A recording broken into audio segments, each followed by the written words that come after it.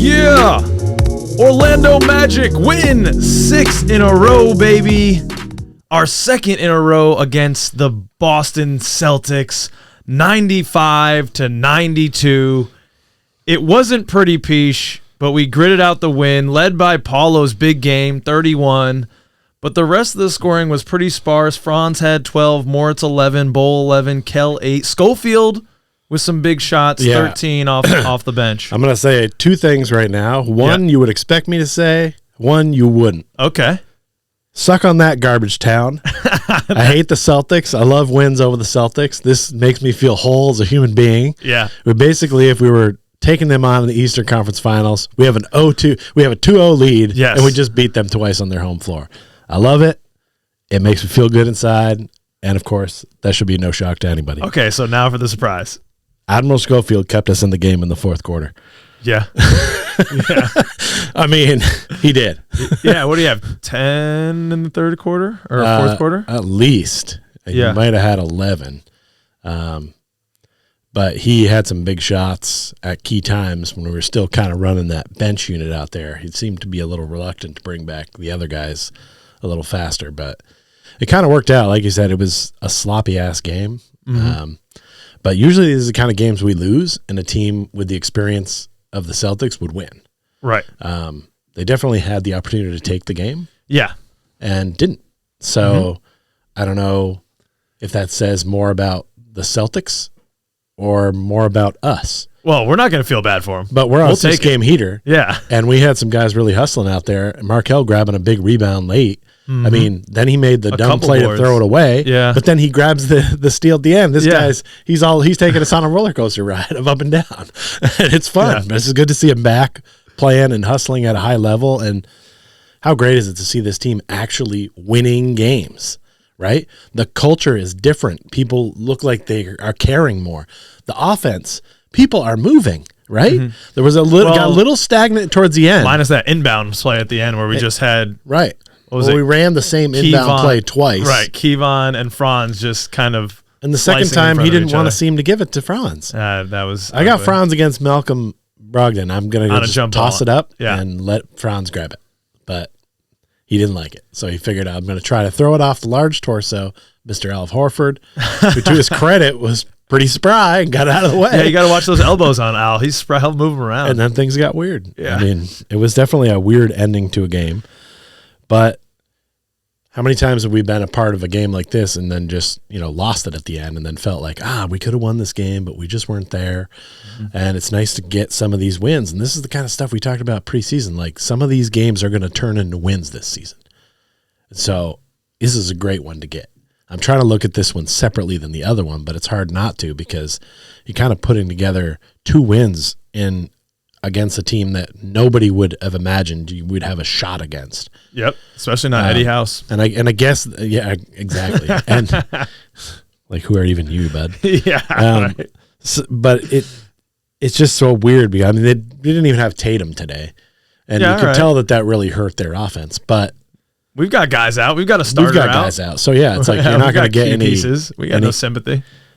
This is a moment where I feel like if you've got one of those flag posts on the front of your house, put the Magic flag out. Yeah. It should have already been out there. Yeah. But go ahead and hang that sucker. And especially if you're living in Florida and you got some New England fan as a goddamn neighbor, now's the time. Put it out there. Those damn snowbirds moving down south. I know you only like to put it up when the Dolphins beat the Pats, but go ahead and chuck it out now because we just got 2 wins over the Celtics and it feels good. They're obviously they have higher aspirations. They're going to end up in the playoffs going probably at least to the second round, probably. I don't have them going super far because I don't think they're that nice. God, and this is why I always shit on that team. Look, we just went in there and beat them twice. Yeah. Okay. All right. We're good. I think we're an underrated team. I think we're an underrated team, but I don't know as though we're a playoff team. Well, so they shouldn't be losing 2 in a row. Should they be losing 2 in a row to us at home? No. Okay. Not if they're going to be world champion contenders. And they're not. But I think what it says is we're ahead of schedule for sure. It's a little of both. This is, to your point, this is not looking at the game and then looking at the statistics afterwards. We have been winning games based on winning the boards and controlling the paint. Right. We did not win boards tonight. We lost both of those tonight. Yeah. Just a narrow margin in the paint, but we got worked on the boards. Well, I mean, yeah, we got worked pretty good on the boards, but lost by 8.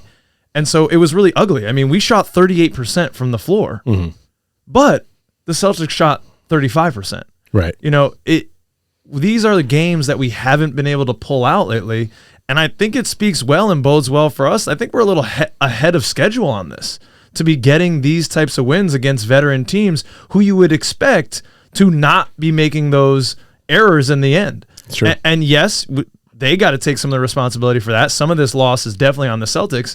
But on the flip side, let's give our young men some credit for applying pressure, playing good defense, staying up in the body of guys, you know, causing some disruption to make these errant passes at the end. You know, the pass was trying to lead Jaylen Brown. Yeah. I forgot who was Kevon Harris on him? I mean, he was being dogged from right behind. He had a guy on his hip. So, you know, that's on our defense. Our switching was good tonight. I think something else that's helping us on this 6-game winning streak that we've talked about, was talked about in the broadcast, is the normalization of the rotations a little bit. It's huge. We talked about it with Paolo after the game. Yes. And it seems to be that T. Ross is coming in right now as our 6th man.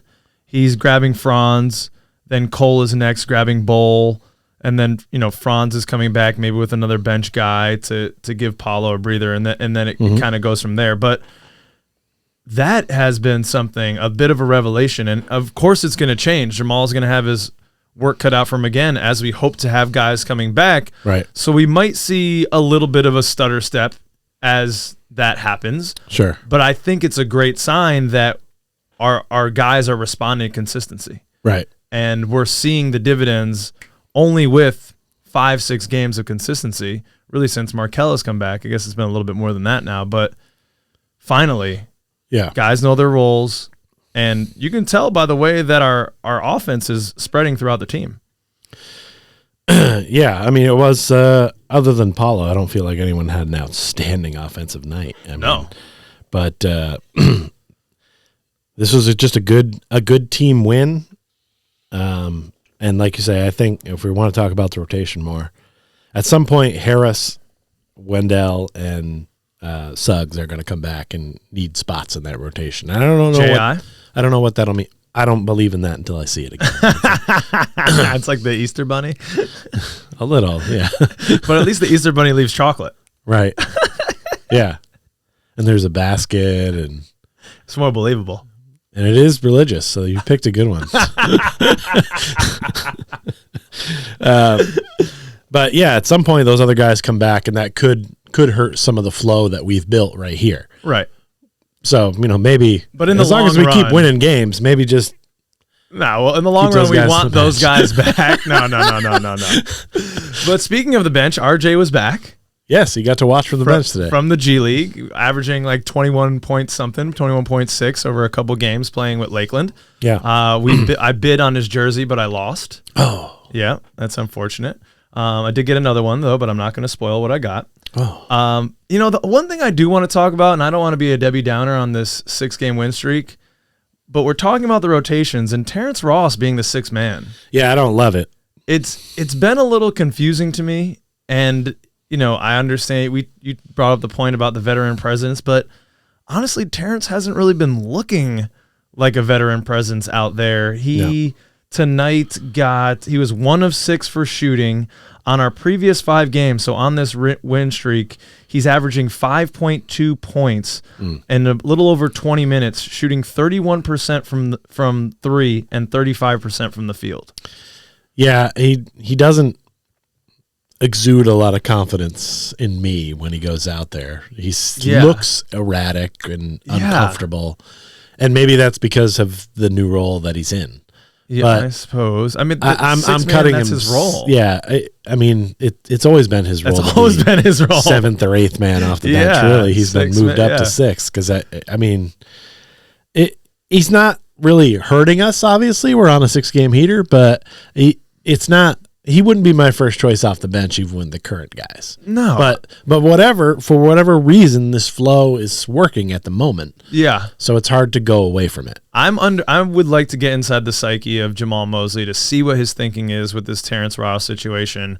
What do you think it is, ladies and gentlemen? Is it the GM? Is it front office move saying, hey, get this guy on the court? This could be a guy we move. We need him to be getting at least 20 minutes because otherwise, we just talked about Admiral tonight giving you 13 minutes, going 3 from 5 from beyond the arc, 5 of 7 from the floor. 16 minutes.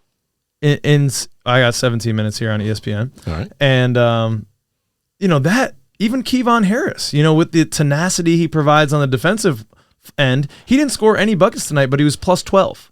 And I don't mind Terrence getting sunburned, but Cole should definitely be coming in ahead of him. Right. I would have Kevon coming in ahead of him. Yep. I would have Admiral coming in ahead of him.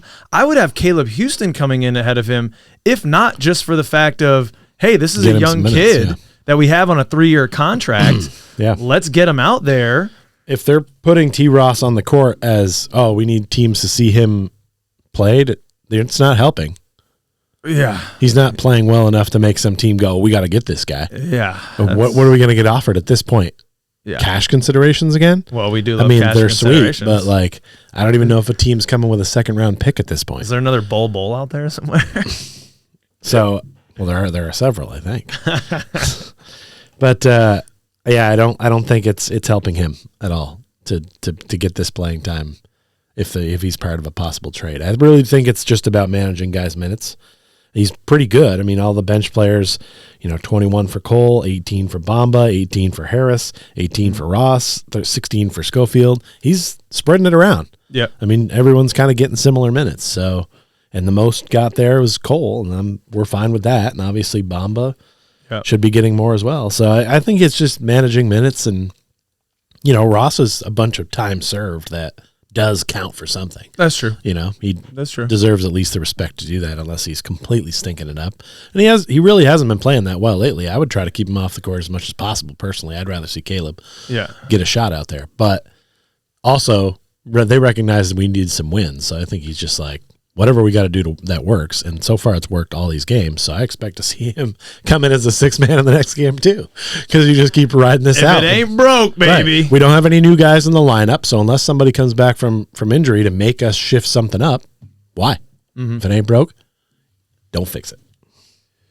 And I mean, going from kind of the question mark of this game to just wanting to end on a positive note, back to Paolo Banchero. 6 of 7 from beyond the arc tonight. Definitely his best shooting night from deep that we've seen in his career. I mean, the knock on this guy was he didn't really have a 3, and he struggled a little bit early on, but he hasn't shot it a lot. He hasn't shot it a lot. You're right, because he hasn't had. It's always been off the dribble. But now that Markelle is back, he's getting set shots. Yeah. He's getting open looks. It's a lot easier for him, and he's gaining the confidence. His teammates are pushing him to take it. It wasn't, great from the field. Well, 9 of 21 isn't bad, 45% or something. But 6 of 7 from the arc, 7 and 9. Yeah, only seven free throw points from free throws tonight. Normally, if he's going to have a big 31, game, right?